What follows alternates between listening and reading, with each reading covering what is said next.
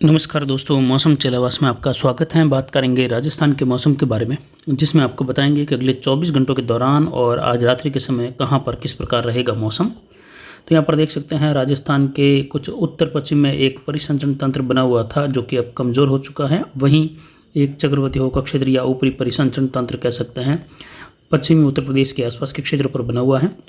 वहीं एक कम दबाव रेखा राजस्थान के उत्तर पूर्व से मध्य पश्चिमी भाग हैं, कुछ जो हैं दक्षिण पश्चिमी बाड़मेर के क्षेत्रों से होते हुए जो दक्षिण पश्चिमी जैसलमेर के क्षेत्रों से होते हुए दक्षिण पूर्व पाकिस्तान और अरब सागर के उत्तरी भागों तक जा रही है, जहां पर अरब सागर में उत्तरी भागों पर एक ऊपरी परिसंचरण तंत्र बना हुआ है।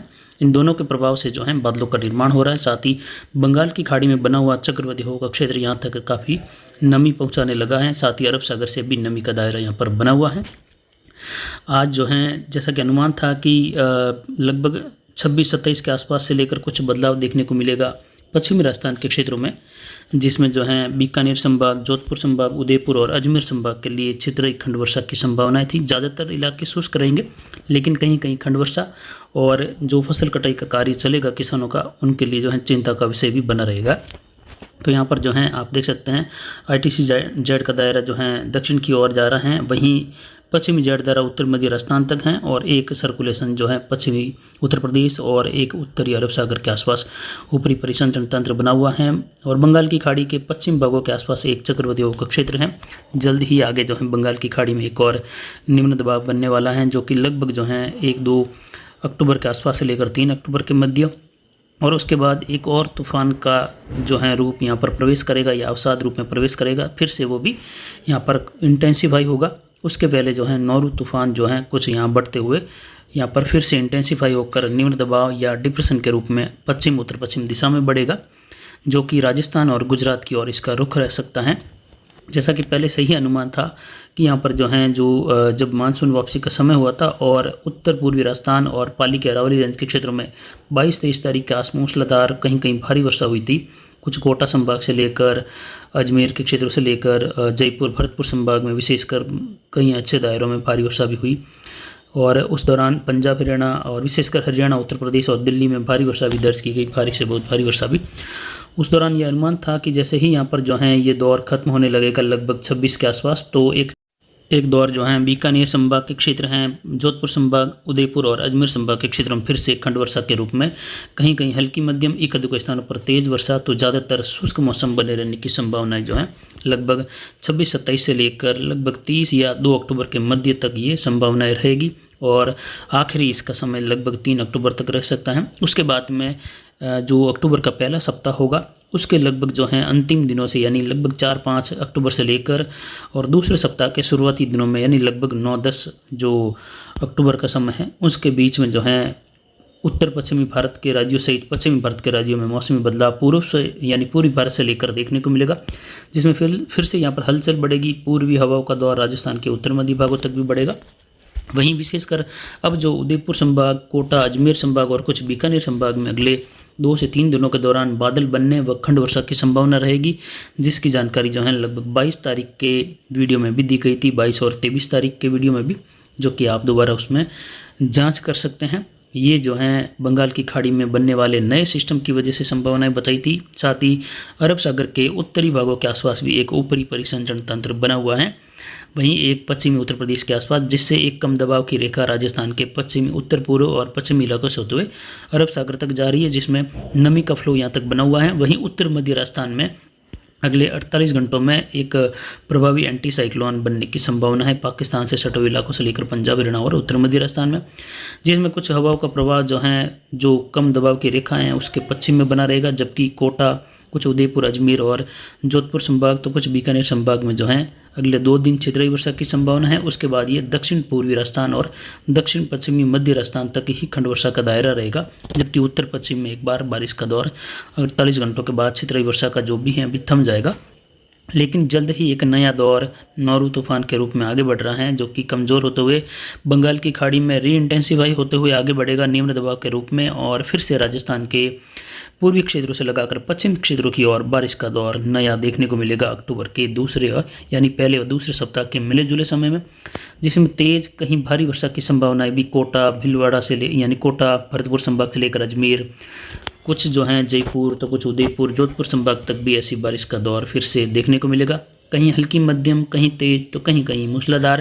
तो कुछ एक जगहों पर मध्यम से लेकर भारी या आने वाले समय में ये अनुकूल माहौल ऐसे ही बना रहता है तो भारी से बहुत भारी वर्षा वाले दायरे भी जो हैं राजस्थान के आसपास से लेकर मध्य प्रदेश गुजरात के क्षेत्रों में देखने को मिल सकते हैं अक्टूबर में, जिसकी जानकारी आगे देंगे। फिलहाल रात्रि के समय में जो सुबह का जो अनुमान था, जैसे कि विशेषकर गंगानगर, हनुमानगढ़, कुछ पश्चिमी बीकानेर से लेकर बादलों के निर्माण और यहाँ पर हल्की मध्यम, कहीं कहीं तेज खंड वर्षा और कहीं जो है बीच बीच में मौसम शुष्क भी बना रहेगा। लेकिन विशेषकर जो दौर या रहने वाला था वो जो है जो नीले कलर के दायरे, जबकि ये भी था कि नीले कलर के बाहर भी कहीं कहीं क्षेत्रीय वर्षा की संभावना है, जिसमें यहाँ पर अगर दक्षिण मध्य राजस्थान की देखें तो यहाँ पर जालोर के दक्षिण पूर्वी इलाकों से लेकर सिरोही, पाली के जो पश्चिमी अरावली रेंज तक के क्षेत्र हैं, उदयपुर संभाग के लगभग संपूर्ण इलाके, कोटा संभाग और अजमेर संभाग के भीलवाड़ा और अजमेर तक जो है विशेषकर ये बादल बनने व हल्की मध्यम से लेकर कहीं कहीं तेज खंड वर्षा, बीच बीच में कई जगहों पर बौछार या मौसम शुष्क बने रहने की संभावना थी। और रात के समय में भी यहीं पर जो है ऐसी संभावनाएं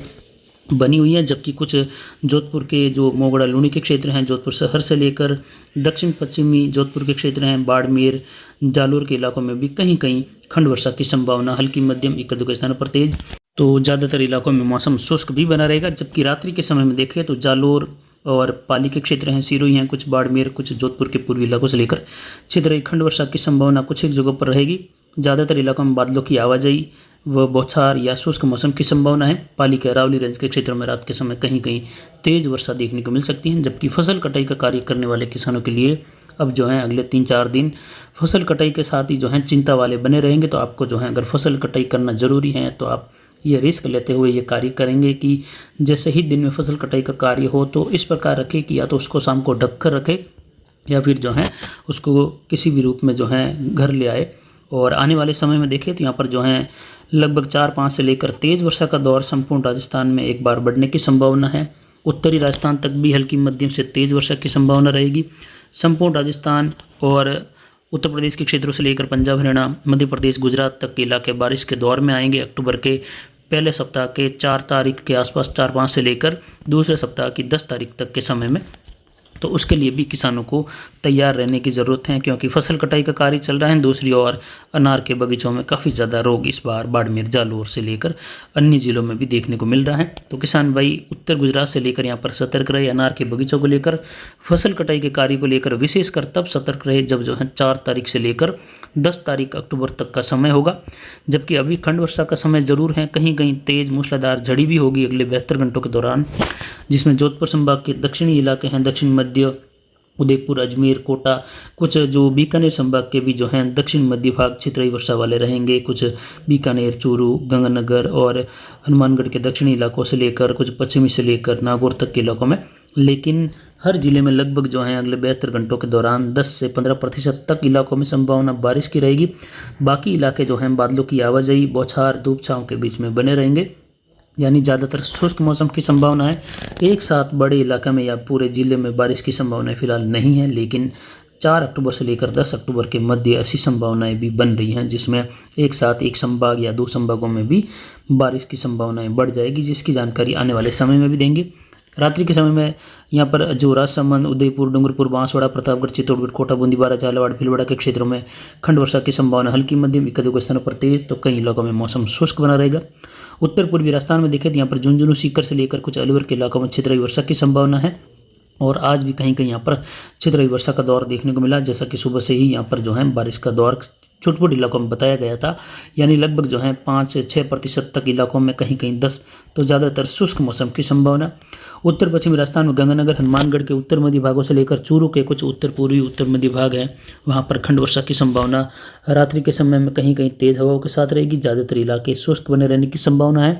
अगले 24 घंटों के दौरान भी ऐसी ही संभावना यहाँ पर बन रही है, जिसकी विशेष जानकारी सुबह के वीडियो में फिर देने की कोशिश करेंगे।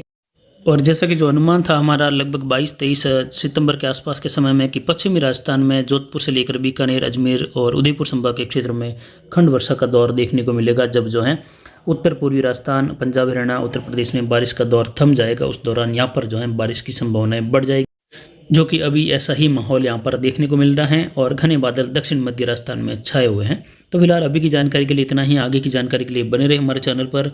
नमस्कार, जय हिंद, जय भारत।